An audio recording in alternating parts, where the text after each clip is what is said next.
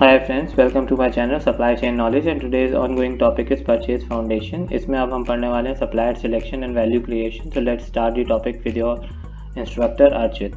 In the previous chapter जो मेरे दो चैप्टर्स हैं वो आप जरूर करिएगा। एक में मैंने परचेज कॉस्ट मॉडल बताए हैं जो आपको डिसीजन मेकिंग में बहुत ज़्यादा हेल्प करते हैं, और एक चैप्टर मैंने बताया जिसमें मैंने परचेजिंग का फाउंडेशन आपको बेसिकली बताया है कि परचेज क्या होती है, हमें सप्लायर सिलेक्शन कैसे करना चाहिए और आगे मूव कैसे करना चाहिए।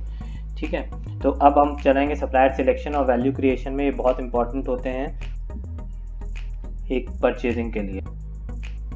देखिए, सप्लायर सिलेक्शन में सबसे पहले अगर हम कोई भी सप्लायर के साथ सिलेक्शन करने जा रहे हैं तो हमें इंपॉर्टेंट ये पता होना चाहिए कि सप्लायर एक हमारा बिजनेस पार्टनर होता है। वो एक बस एजेंसी नहीं है जहाँ से हम मटेरियल प्रोक्योर कर रहे हैं और बस इंश्योर कर रहे हैं कि हमारी कॉस्ट डाउन हो रही है। हम अगर कोई रिलेशनशिप बिल्ड करते हैं किसी सप्लायर के साथ तो हम लोग को ये इंश्योर करना चाहिए कि वो हमारे साथ कोलैबोरेशन में आए, वो हमारा बिजनेस पार्टनर बने, जो हमारे रिस्क हैं वो उसके रिस्क हों और जो हमारी प्रॉब्लम्स हैं वो उसकी प्रॉब्लम्स हों और जो हमारी सक्सेस स्टोरी है वो उसकी भी सक्सेस स्टोरी बने।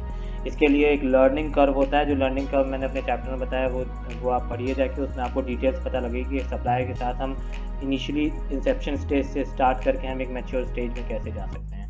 तो सप्लायर सिलेक्शन में सबसे पहले आपको ये फाइंड करना है कि आपकी नीड क्या है, आपका रिक्वायरमेंट क्या है। आपको मतलब अगर आपको कोई प्रोक्योरमेंट करना है, आपको कोई नया प्रोडक्ट डेवलप करना है, तो सबसे पहले आप ये चेक करिए कि आपके पास वो आपका जो प्रोजेक्ट मैनेजर है वो एजाइल पे चल रहा है, वाटरफॉल पे चल रहा है। ये प्रोजेक्ट मैनेजमेंट के टाइप्स होते हैं। एजाइल प्रोजेक्ट मैनेजमेंट होता है जिसमें आपके पास लाइफ टाइम जो प्रोजेक्ट की लाइफ साइकिल होती है वो थोड़ी कम होती है और आपको जल्दी से जल्दी मार्केट में लॉन्च करना होता है product by seeing the competition in the market. तो अगर आप उस चीज़ में चल रहे हैं तो आपको इंश्योर करना पड़ेगा कि आपके लिए first priority is your delivery dates. तो अगर वहाँ पर आप थोड़ी प्राइस में कॉम्प्रोमाइज़ कर सकते हैं, आप चाहे तो एडिशनल रिसोर्सेज सप्लायर को दे सकते हैं जिससे वो जल्दी काम कर ले, क्योंकि आपके साथ वो सप्लायर भी मैच्योर हो रहा होगा, वो पहली बार वो प्रोडक्ट डेवलप करेगा, तो आप उसको क्या असिस्ट कर सकते हैं, आप उससे क्या सीख सकते हैं और आप उससे क्या सिखा सकते हैं, ये बहुत इंपॉर्टेंट होता है। तो यहाँ रिलेशनशिप बहुत बिल्ड करना बहुत ज़रूरी होता है। उसके बाद आप किस स्ट्रैटेजी पे काम कर रहे हैं। अगर मान लीजिए आपको एक न्यू प्रोडक्ट में डेवलप करना है तो आपके पास एग्जिस्टिंग सप्लायर पे आप जाएंगे जो आपके रनिंग है, अगर वो इतने मैच्योर है कि वो प्रोडक्ट बना पाएंगे या नहीं, या आप उसको कहीं बाहर से प्रोक्योर करना चाह रहे हैं। देखिए, बाहर से और लोकल प्रोक्योर करने में हमेशा कुछ प्लस होते हैं, कुछ माइनस होते हैं। आप बाहर से प्रोक्योर कुछ करते हैं तो आपके साथ बहुत सारी हिडन कॉस्ट भी इन्वॉल्व हो जाती हैं, लेकिन हाँ, आपको बेनिफिट भी होता है कि आपको प्राइस कंपटीशन मिलता है, आपको बाहर मार्केट में एक्सपोजर मिलता है, आपको मालूम होता है कि ग्लोबली क्या चल रहा है, आपकी लर्निंग होती है, आपकी नॉलेज इन्हांसमेंट होती है।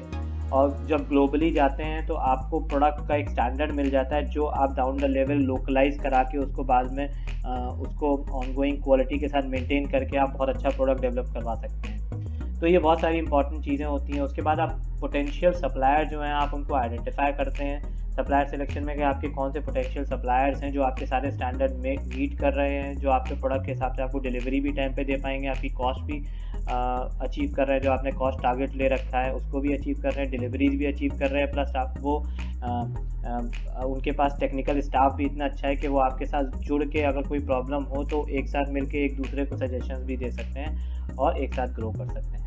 उसके बाद आप जब आपका सब कुछ फ्रीज हो जाता है तो आप RFQ करते हैं। RFQ बेसिकली रिक्वेस्ट होता है आपका for quotation. Request for quotation में आप उसमें शेड्यूल्स मेंटेन कर मेंशन करते हैं कि भाई ये पार्ट मुझे इस शेड्यूल पे चाहिए, इस टाइम पे मुझे टेस्टिंग करनी है, तो आप मुझे सैम्पल इस बेसिस पे भेजिएगा, तो वो आपके शेड्यूल्स मेंटेन हो।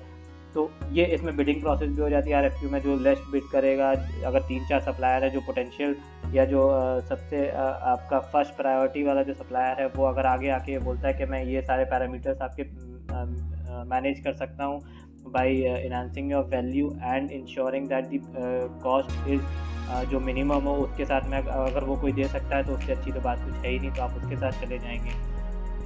दूसरी, देखिए, सप्लायर पे एवेल्युएशन करना बहुत ज़रूरी है। सप्लायर्स पोटेंशियल मार्केट में होते हैं, उनकी प्रोफाइल्स पड़ी होती हैं, आप प्रोफाइल में उनका बिजनेस स्टडी कर सकते हैं। देखिए, स्टडी करने के लिए बहुत सारी चीज़ें होती हैं। आप प्रेडिक्टिव एनालिसिस कर सकते हैं, आप मार्केट में उनकी कंपनी के हिसाब से जाके जो उनके पब्लिक फिगर्स पड़े हुए हैं, उनके जो फाइनेंशियल इंस्ट्रूमेंट्स पड़े हुए हैं, चाहे बैलेंस शीट हो गया, P&L हो गया या कैश स्टेटमेंट हो गया, ये आप सब इनकम स्टेटमेंट देख के आप पता लगा सकते हैं कंपनी कैसी थी और कहाँ ग्रो है, उनके क्लाइंट्स कौन से हैं, तो उससे आपको एक उसकी पोर्टफोलियो पता लग जाएगा कैसा है वो सप्लायर।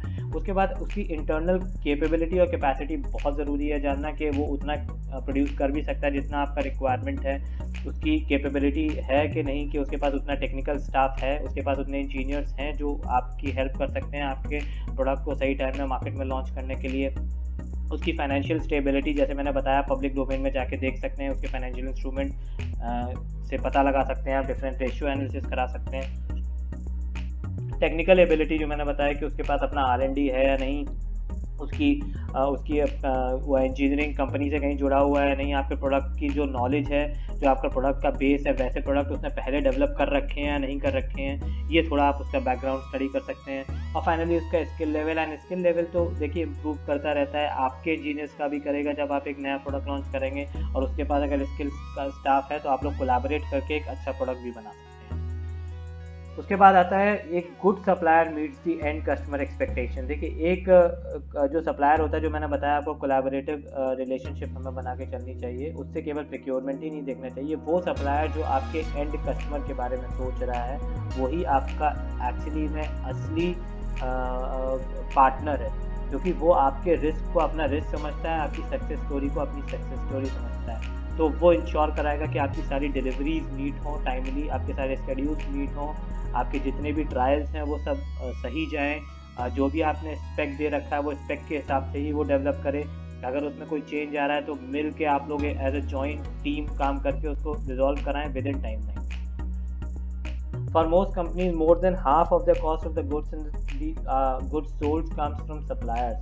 हाँ सही बात है, क्योंकि अगर आप देखते हैं बहुत सारी कंपनीज होती हैं जिनका बहुत सारी ट्रेडिंग का काम होता है, किसी का जस्ट असेंबलीज होती हैं, तो वो क्या करते हैं, कंपोनेंट्स मंगा के फाइनल असेंबली, थोड़ी बहुत असेंबली करके वो मार्केट में भेज देते हैं। तो आप ये देखिए कि जितनी भी आपकी कॉस्ट है वो ज़्यादातर आपके सप्लायर से ही ड्रिवन है। तो अगर आपको कॉस्ट मिनिमाइज़ करनी है तो भी आपको सप्लायर्स के साथ अच्छी रिलेशनशिप बिल्ड करनी पड़ेगी। अगर आपको मार्केट इमेज बनानी है, जो मैंने स्टार्टिंग में बताया, कि तो भी आपको सप्लायर के साथ जाना पड़ेगा।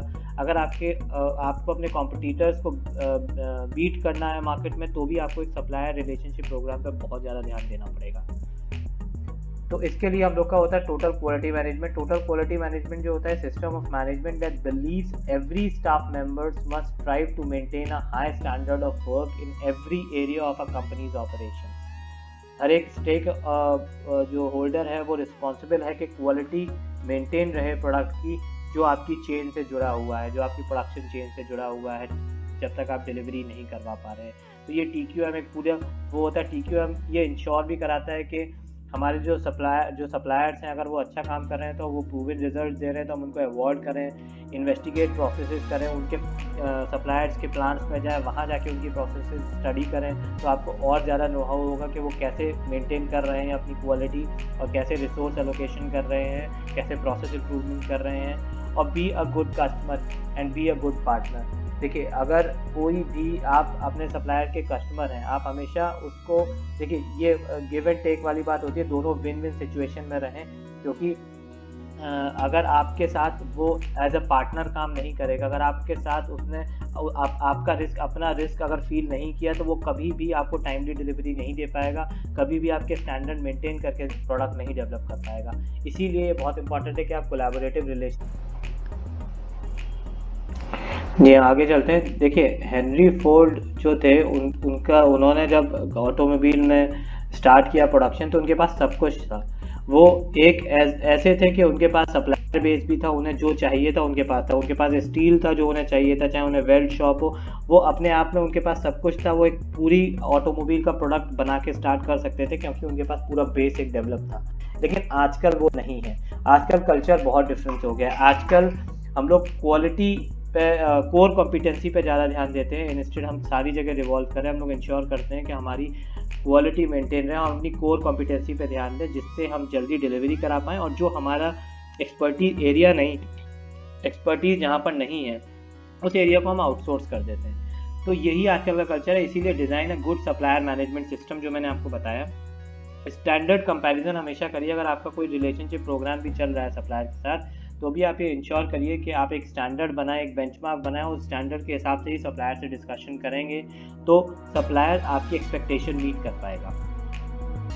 Determine the criteria, length of relationship, past performance and volumes. ये तीनों चीज़ें होती हैं जो आप एक सप्लायर की परफॉर्मेंस कैलकुलेट करने के लिए आप इन तीनों चीज़ों को यूज़ कर सकते हैं। लेंथ ऑफ रिलेशनशिप, आपके साथ बहुत पहले से वो जुड़ा हुआ होगा, तो आपके साथ उसने बहुत सारे प्रोडक्ट्स डेवलप कराए होंगे, आपके साथ वो मैच्योर हुआ होगा। इसके लिए एक लर्निंग कर्व आता है, जो एक मेरे सेशन में है, वो लर्निंग कर्व पढ़िए तो आपको पता लग जाएगा कैसे एसोसिएट होते हैं।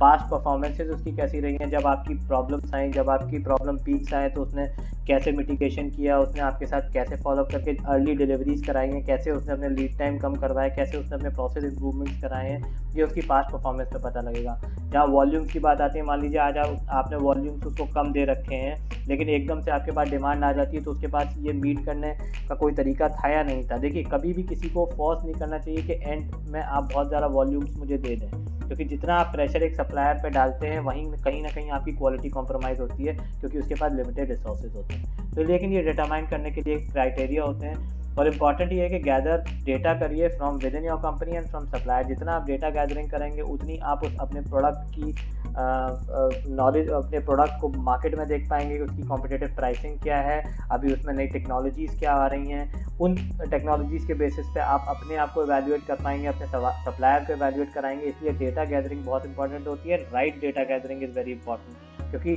डेटा बहुत जगह से मिल जाता है, लेकिन कितना प्रिसाइज डेटा मिलता है आपको, ये बहुत इंपॉर्टेंट है। तो आप उसको डेटा को पहले गैदर करिए, गैदर करने के बाद एनालाइज करिए, उस एनालिसिस के बेसिस में अपना इम्प्लीमेंटेशन प्लान बनाइए, और फिर अपने सप्लायर्स को वैसे ही चैनलाइज करिए। ये था। मैं नेक्स्ट लेक्चर में आपको बताऊंगा आगे इसके बारे में क्या है। तो आप मेरे चैनल को लाइक एंड सब्सक्राइब करिए। Thank you.